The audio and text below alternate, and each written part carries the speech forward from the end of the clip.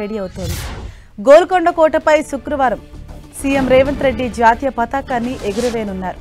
జిల్లాల్లో మంత్రులు, మరికొన్ని జిల్లాలో ప్రజాప్రతినిధులు, నియోజకవర్గాల్లో ఎమ్మెల్యేలు జాతీయ పతాకాన్ని ఆవిష్కరించనున్నారు. ఇవాళ సాయంత్రం 5 గంటలకు రాజ్ భవన్లో ఎట్ హోమ్ కార్యక్రమం జరగనుంది.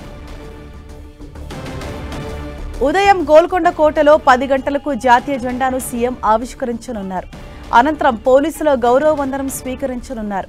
అతిథులకు ఎక్కడా కూడా ఎటువంటి ఇబ్బందులు లేకుండా అన్ని ఏర్పాట్లు చేస్తున్నారు. ముఖ్యంగా ప్రోటోకాల్, భద్రత, ప్రజల సౌకర్యాలపై ప్రత్యేక దృష్టి పెట్టారు.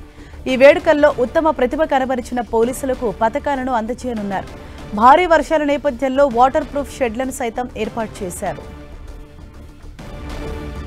అటు గోల్కొండ పరిసర ప్రాంతాల్లో ట్రాఫిక్ ఆంక్షలు అమల్లో ఉండనున్నట్లు తెలుస్తోంది.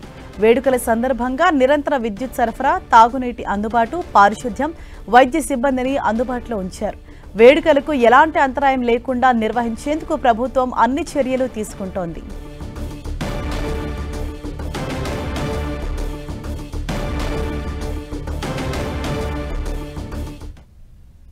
భవన ప్రాంగణంలో ఉదయం 8:15 రాష్ట్ర శాసనసభ భవనం ముందు జరిగే వేడుకల్లో స్పీకర్ చింతకాయల అయ్యన్న పాత్రుడు జాతీయ